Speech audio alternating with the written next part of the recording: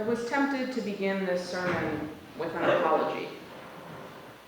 Tempted to start out with a warning of sorts, a kind of preemption that would let you all gently know that I'm going to talk about our faith in a way we often avoid. However, when Reverend Jane invited me back to preach to all of you again, it seemed that this was a moment to take a risk with you. I knew that this sermon was in the urge to apologize. It is in the very delicate way we approach religion and in our insistence that we are not a deeply religious people. And if we are even willing to do that, we are certainly a different kind of religion. So this sermon is from that place of wanting to apologize. It is born out of my belief that the future of Unitarian Universalism requires a more strident reclamation of religiosity, a more unified and communal understanding that what we do here is religion. We deny being deeply religious for all kinds of reasons. For one, we occupy a particular strata of American society where being religious is equated with being a kind of person, a kind of thinking, closed-minded, ignorant, irrational, intolerant. Many of us know firsthand the oppression of religious dogma, of recited creeds, of limited questions and unsatisfying answers. But there is something equally unsatisfying and perhaps even intolerant that we do here as Unitarian Universalists when we disavow being religious in favor of simply being.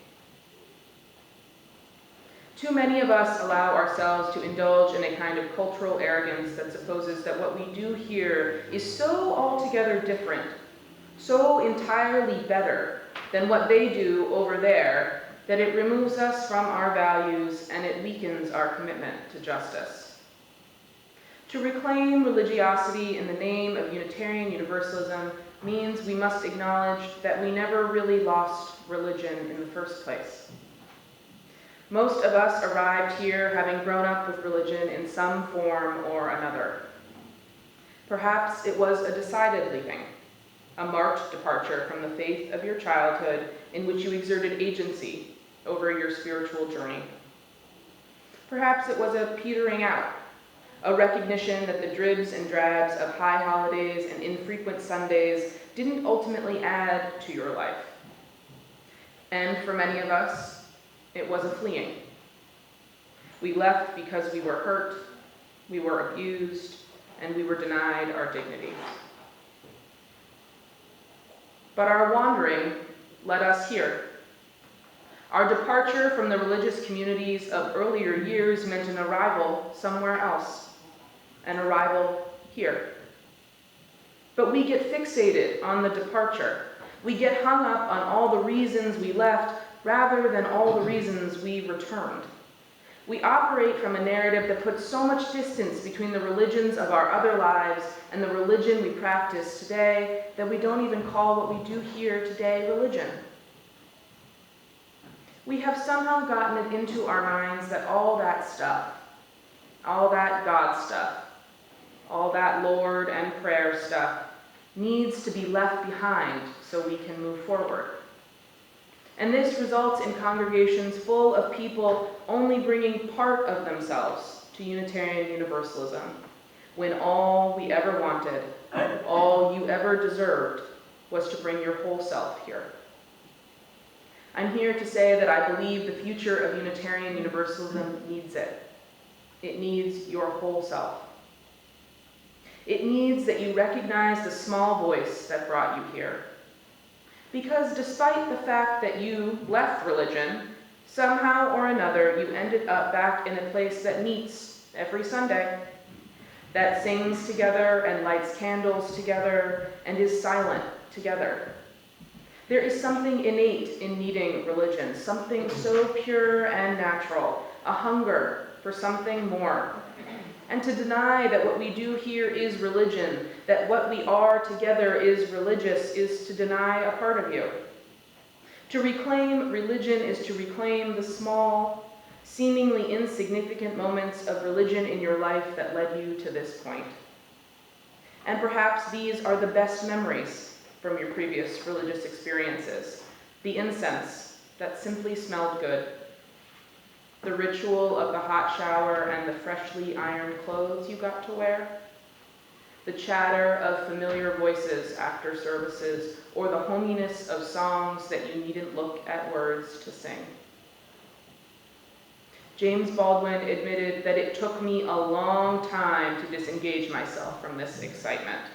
And on the blindest, most visceral level, I never really have, and I never will.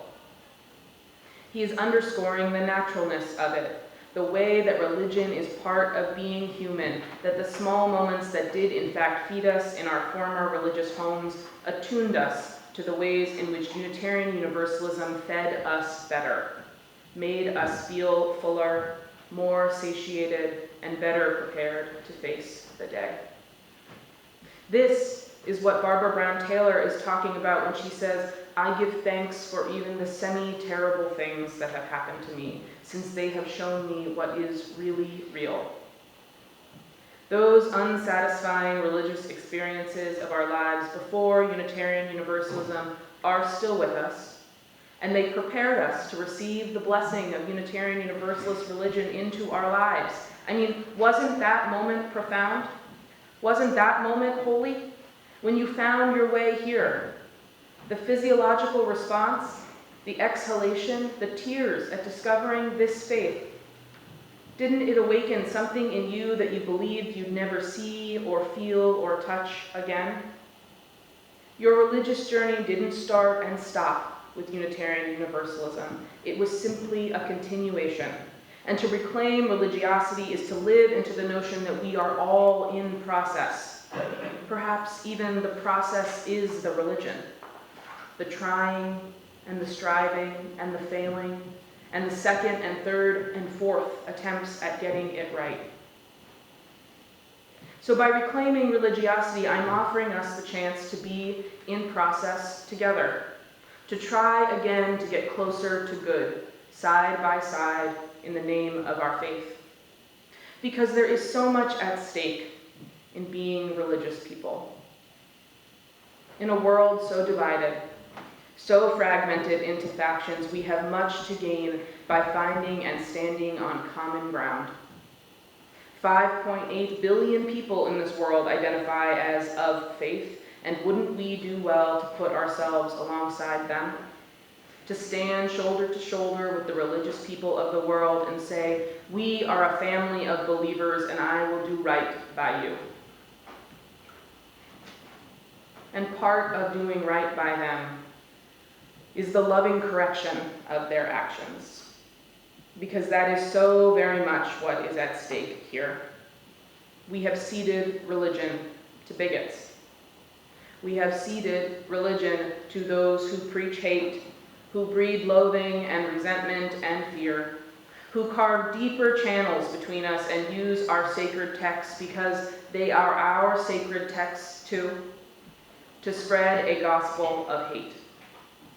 When we hold those people at arm's length, when we indulge in that cultural arrogance, when we allow them to have religion and us to have something else, we risk it all. I am tired of hearing about gay conversion therapies in the name of the Bible. I am tired of hearing about the protection of predators in the name of the church. I'm tired of hearing about land grabs and detention centers in the name of the Holy Land. By God, we are religious too, and our religion won't stand for it. To allow others to claim deep religiosity cedes the core values of religion to those who promote bigotry, hatred, and a preferential treatment for the rich.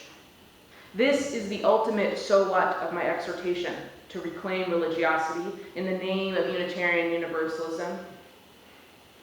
By declaring that what they do over there is not what we do here, we are relinquishing the values that ultimately undergird religion: community accountability, the making of a better world, the equalizing power of worship, the reminder that we are not alone, that our actions, thoughts, and deeds matter and are of consequence. We do those things here. We are religious. But there is nuance here. As my dear friend Miriam Mack has said, to be a thoughtful, engaged person in this world is to live in nuance. The nuance lives in our principles, in the fact that we uphold multiple understandings of God, of the holy, of the Spirit as true and real. We believe that the myriad expressions of the divine are a testament to the divine's very nature, to its very existence. To deny other religions their expression is incompatible with our faith. But religion isn't a finite resource in which the more we claim, the less of it there is to go around. There will always be those who weaponize it, who use it to dehumanize.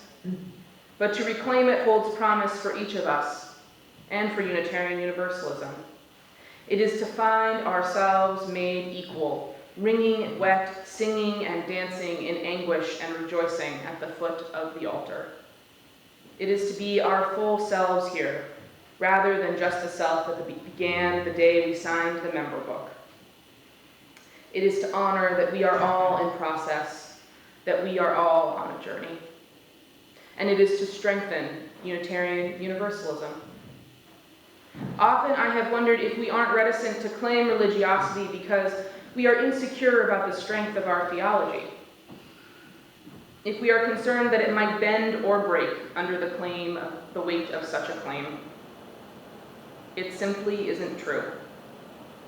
We have nothing to lose and everything to gain by being a deeply religious people, by being a community of faithful adherents to the principles and sources of our truth. So I invite you to spend time today and tomorrow and this week thinking about those small good moments in your life and calling them religious. About remembering the things that worked for you in the faiths of your childhood and to bring them here. I invite you to try and say to yourself, I am a religious person. Under your breath, into the mirror, to someone else. To be religious is to be in community, to be together, making possible a better world, believing in something better. And we are nothing if not that. Amen. Please rise and body your spirit to join in our closing hymn.